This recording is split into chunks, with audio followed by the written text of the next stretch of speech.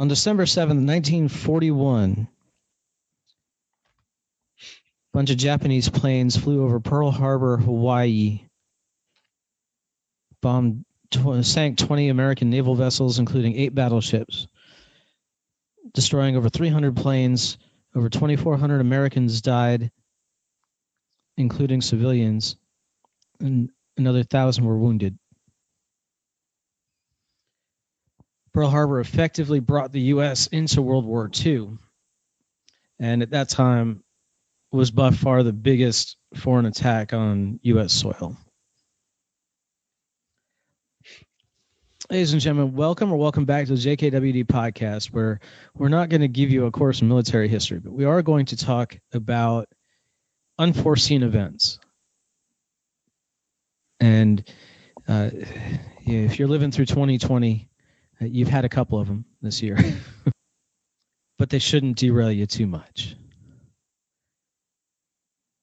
Even if they take you off course for a few years, the way that Pearl Harbor did to America as a nation and Americans as both a collective people and as individuals. We're brought to you today by Vitamin K Daily, philosophical supplements for your attitude health. Get your daily dose of positive. Thanks. Get your daily dose of positive from the Prince of Positive himself, Mr. Kelvin P. Ringel, Sr. 4 weeks free. After that, just $24.95 a year. It's not that bad. It's not that much, people. Sign yourself up at vitaminkdaily.com. Hey, if it turns out it's not for you, just cancel any time before the end of that 4 weeks, and you won't get charged at all. Correct. Vitamin K Daily. Get yourself 4 weeks free. Let's do the show.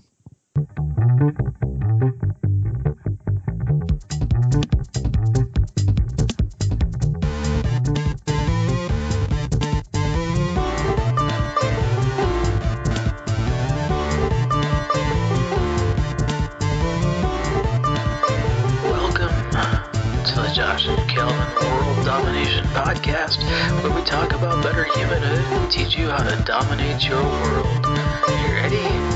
Here we go. Kelvin, how you doing today? I'm doing fine, sir. How are you? I'm well, thank you. It's upstate New York, and I don't have 3 feet of snow. We're in good shape. You're in good shape. That's right. So we're recording this a few weeks ago at this point. Well, 2.5 weeks. Yeah, almost 3 weeks ago. And today is my birthday. And the day we're recording, not the day of this release. And coming to you from an undisclosed location somewhere in the deep south. So if things sound a little different on my end, I mean, I know I got the same microphone, but the ceiling's a lot higher. The heat is a lot noisier, and the traffic's a lot different, and there's a honk. I don't know if that picked up. Not hearing that. And okay. You are very chill. I am very chill. Which is not normally the Josh that shows up at the microphone. So that's all right. Nice to see. Nice to see you take that time. Yeah. Yeah, we got a little time away from the baby. By a little time, I mean like a day. So, but yeah, sometimes that's enough. And yeah, got a little reconnect time with the wife, with a little pause for Kelvin in between. A little pause for me? A little pause for Kelvin in between. Okay. Of course, I haven't heard Marlena's yab lately, so I may be suffering from withdrawal. Well, yeah, well, she's been in daycare, so so she hasn't been around when Well, there you go. when we've been on. Well, record something and send it to me sometime. So. Yeah, okay. I can do that. I can do that. It's funny. Every day when I pick her up, she comes running up to me with a big smile, and we get in a car, and she like forgets the world around her for a minute, and everything just shuts off. And like halfway home, she just starts yammering. It's like at almost exactly the same location on the way home. Oh, wow. Every day. Yeah. Yeah. I know that once I cross a certain street, it's going to start. Oh, well. Yeah. She must be recognizing something there. Yeah. Might have to take a different way home just to see how it goes. Oh, it's a test now. Back in the sociology world. I wanted to talk about what Nassim Taleb calls black swan events. And these are unforeseen events that you have to prepare for anyway. Right? He first came to prominence. The first book in the Inserto series was called "Fooled by Randomness," and it came out on September 4th, 2001. And in it, he discusses planning in your business and your personal life for things that aren't on your calendar. Retail always plans on like the Christmas season to boost their year, and maybe they have a rough summer, and different businesses have different high seasons. Like if you're in the tax preparing business, you know that you're probably going to do well in the spring, since personal income tax deadline is April 15th in the US. But you got to prepare against stuff that doesn't always happen. And in his book, he talked about the possibility of a plane hitting his office building. And then 7 days after the book was released, a couple of planes hit the World Trade Center and took it down. And everybody called him and said, "How did you know? How did you predict this?" And he said, "I didn't predict it. I named it as one of 100 possible random events that could have happened, and it happened."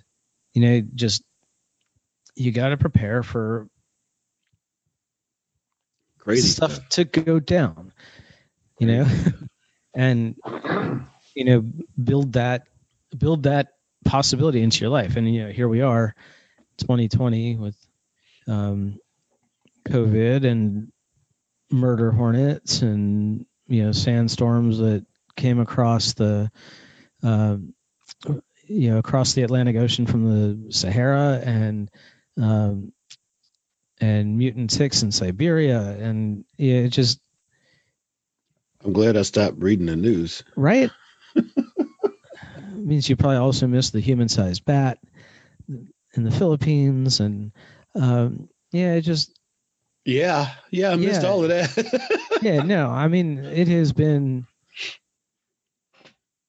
It has been a year.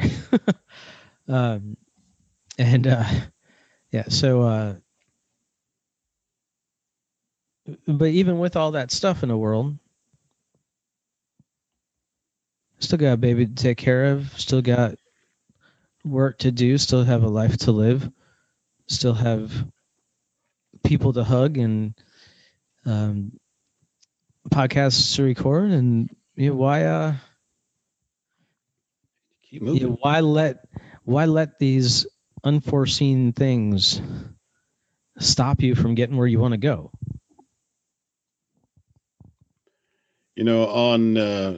On one level, that sounds really, really weird. But on another level, we look back in history, and people have talked about this being like the worst thing, but no, we have crazy stuff happen all the time. Yeah, and we get through a lot of it, right? So far, we've gotten through all of it one way or the other. Not completely unscathed. Everything that's happened has resulted in advances of one kind or another. Somebody told me once that rich people, those who invest in business. I mean, there's money in every tragedy. Yep, that's true. So, but we keep going. Sometimes I think the more we win, the more we try to see if we can hurt ourselves, but that's not always a thing. But yeah, we do have to keep moving, and because the entire world doesn't go down at once. It's never been the case, generally speaking, and we have to plan to get past it so we can resume at whatever level we can. And yeah, I mean, sometimes we make great leaps, right? So half of Europe gets wiped out by the bubonic plague, and then at the end of all that, you have the Enlightenment. Without the plague wiping out half the continent, you don't wind up with Da Vinci, you don't wind up with Chaucer, you don't wind up with a lot of the stuff that came out of. Actually, I think Chaucer was probably earlier, given the language he wrote in. But you don't get Da Vinci, you don't get Shakespeare, you don't get a lot of the things that came out of the 15th, 16th, 17th century, right? And then, we heard a lot about the beginning of COVID. We heard a lot about the 1918 flu pandemic. That thing killed 50 million people across the world. And it was after that, and that came right on the heels of World War One, which probably helped it spread, by the way. Is right as people were coming home and all that, with that new flu strain. Yep. But it was on the heels of that we were going to change the way we were living life. We went into Prohibition, and then the Great Depression, and then we get penicillin, and we get we get like huge advances in technology and science in the 1930s and 1940s, and into the 50s, and look where we are now. I mean, we talk about this all the time. How vastly different things are now from when you were, even when I was a kid. Oh yeah.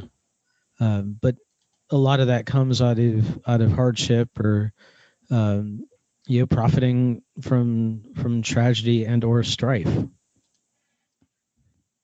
So how do we apply that to in one way lives? we get to mourn it, and then the next way is like, okay, what's going to come out of this?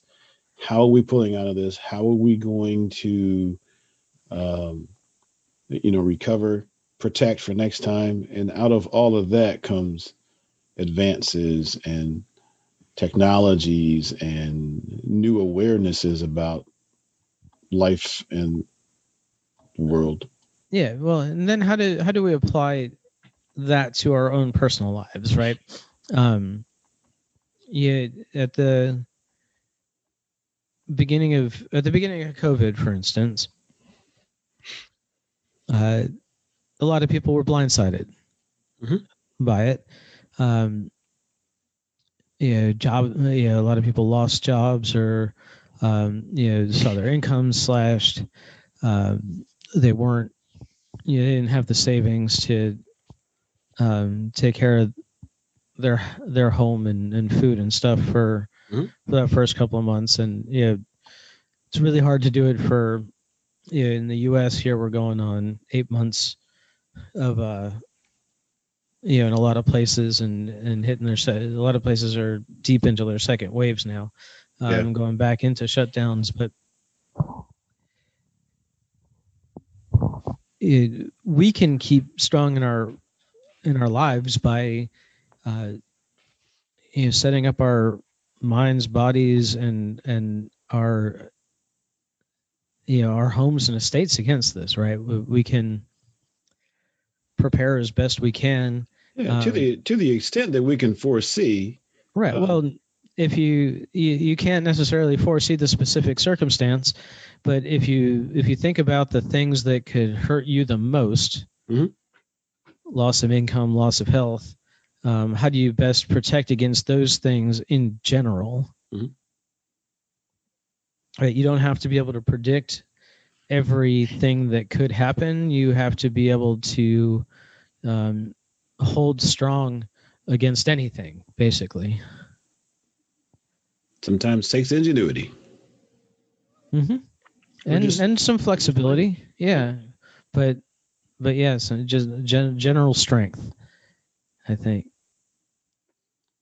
And creating you've mentioned this on previous podcasts and stuff, but creating a better sense of community, or helping to create a better sense of community, in your local area, that takes everybody's cooperation and trust. And I will admit that trust is something many of us are in short supply of these days. But without it, I think we probably have no hope at all. Yeah, well, and then think about where you're placing your trust, right? We might not have trust in a lot of the higher level organizations that are frequently in the news. But what if you either build communities that you can trust in, or you pick the pick the right places to put that trust. You might not have a lot of trust in the federal government right now, but you may have lots of trust in your local school board, or festival organizers and people who are doing stuff around your town. Now, you're a good example of the resilience that we need to build, right? Like, Kelvin's pointing at himself on the screen, which makes for great radio. But think about how much has your business changed since COVID started? My particular business? Yeah, I mean, you do a few things, but I do a few things. Yeah. Not I've changed. Not a lot. People still want I mean, what I have to offer. Yeah. Right. So you've you've taken the path that you took for your life going into this really insulated you from it a lot, right? I mean, you had to deal with you had to deal with the same toilet paper shortages that everybody had to deal with, but you had already fired the boss a while ago, so you didn't have to worry about losing your job. You had set yourself up to work from home. You didn't have to shut an office. You didn't have to make any contingencies for your employees. Nope. You didn't have to do any of that. So most of what changed for you was, a lot of it was cosmetic, and some of it was, you had to put a mask on, when you went outside. And there were people who told me to wear a mask before, but you can't call those people jerks anymore, huh? But as far as your day to day, not a whole lot changed, and and some parts of your life have gotten stronger. Like you've been you're doing more education. You've been working on that book. You've been sitting down and doing. You've been sitting down and improving. I've been through it. You improvement haven't been is a we work on right. doing that all the time. You haven't spent most of the last 7-8 months Sitting around moping? No. Moping or trying to seal up the leaks. Nope. That seem to open up everywhere, right? You just you were able to plug along, and I know that some of my shopping habits have changed. I used to do just in time shopping, and now I do just in case shopping. That's the new strategy, yeah. Well, it used to be that, hey, I'm just about out of toilet paper, I'm just about out of diapers, I'm just about out of whatever, and all that stuff. All that stuff I make sure I have plenty of in the house. Yep. And so it's available when I need it. The only thing, I'm getting fresh food deliveries every week, and we run out for milk. Which that goes back to a previous time in history when remember when we used to get fresh milk delivered. Well, maybe you don't remember that. Fresh milk delivered, and I don't, but I grew up in a house that had a milk door. Beg pardon? I don't remember milk deliveries, but I did grow up in a house with a milk door. Yeah. Yeah, I still remember when they used to go house to house and delivering milk and stuff like that. So that was a simpler world back then. But I get every week I get a bag of fresh fruits and veggies and bread, and sometimes they've got some cheese and some fresh meat to add on. But and we're running out to the store for milk, and if we need a little bit of something else, then we get it. But or if there's something we're craving. You always need ice cream when you go get milk. Yeah. Well, if we got ice cream every time we get milk, we do have a baby. Okay. Every fourth trip then. But anyway, we have to plan for it. Stuff does happen. I mean, that's what they say. So the whole mindset, and even over the pandemic, I've used it. No, I haven't been in a place where, I was completely inundated with it. But, once it came about, once the precautions showed up, I did the things the precautions said. I don't just throw all care to the wind. I do what's minimally necessary to reduce, exposure and stuff. So some people, there's been a lot of people who in this particular situation go, well, I shouldn't have to do that because, well, I've got rights. Yeah. But simultaneously, rights come with responsibilities, right? Yeah. That's what they say. So, I am not intending to infect anyone else. So, and because I do the things that were recommended, I sort of protect myself from somebody like that other person who doesn't want to wear a mask or whatever, because,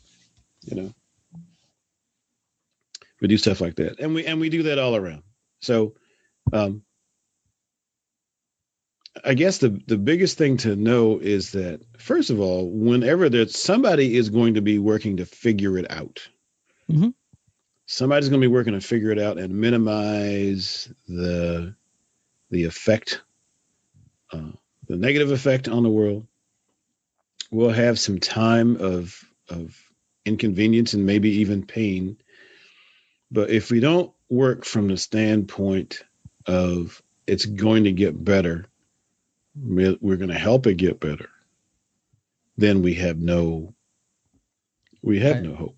And since we've been around for a couple of 100 years and we've been through a lot of stuff in that time, and if we ever really look at the things that have happened since we became the United States, Mm-hmm. and the stuff that we have come through and ended up in the long run thriving from, we do pretty good at rolling out of the mess Yeah. as a nation, as a world, really. And some of that was, setting ourselves up with a few things, including a flexible constitution and a constitution that could be amended, and having a large landmass surrounded by water,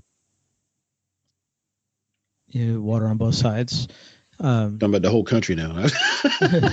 Yeah. Yeah. And, the continent, yes. Yeah. Yeah. Well, I mean, the country spans the continent east to west, right? So, yeah. We're kind of remote from much of the rest of the developed world, and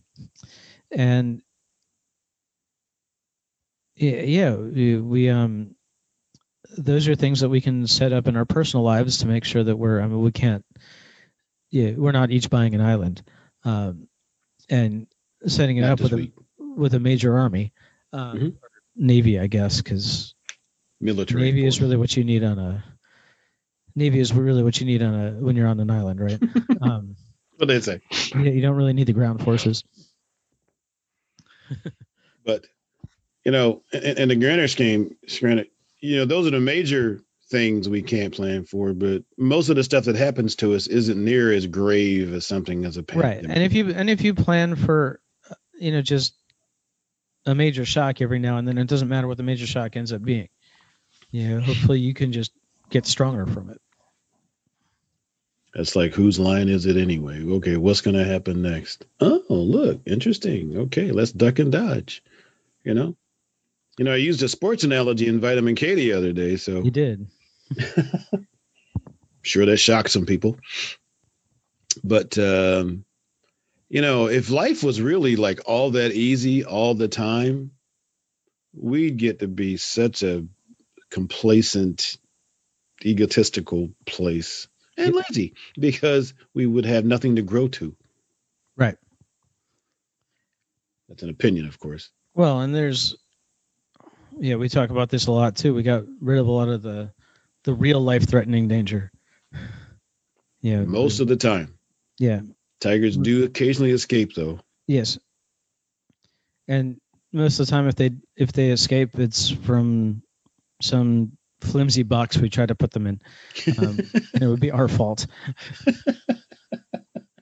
Yeah, there you go. So. All right. So, just set yourself up to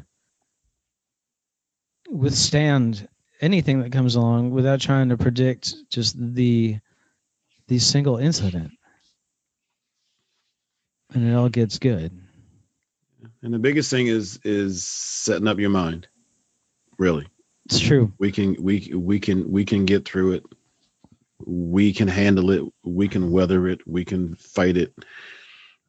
It will be better. You just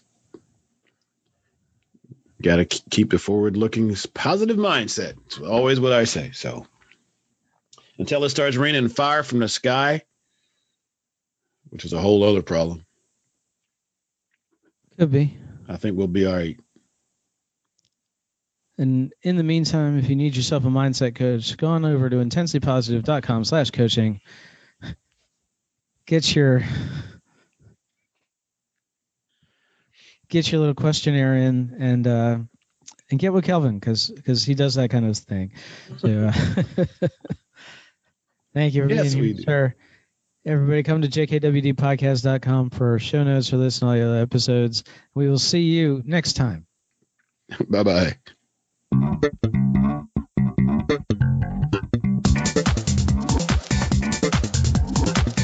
Hey, thanks for listening. Show notes and more at jkwdpodcast.com.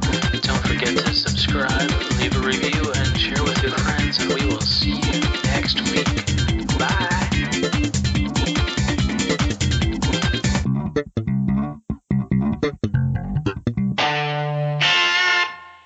A a Better Humanhood production.